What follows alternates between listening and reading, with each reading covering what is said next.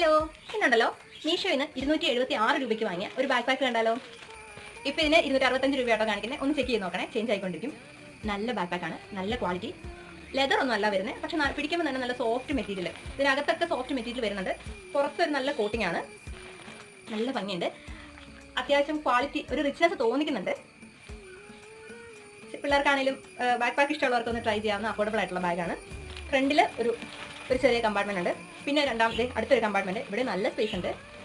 പിന്നെ ഇതാ വലിയൊരു കമ്പാർട്ട്മെന്റ്, അതിനകത്തൊരു ചെറിയ കമ്പാർട്ട്മെന്റ് ഉണ്ട്. ചെറുതല്ല, അത് ഫുൾ ഓപ്പൺ ചെയ്യാം, ഒരു സൈഡ് ഫുൾ ഓപ്പൺ ചെയ്യാവുന്ന ഒരു കമ്പാർട്ട്മെന്റ്. അതുപോലെ തന്നെ ബാക്കിലൊരു കമ്പാർട്ട്മെന്റ്.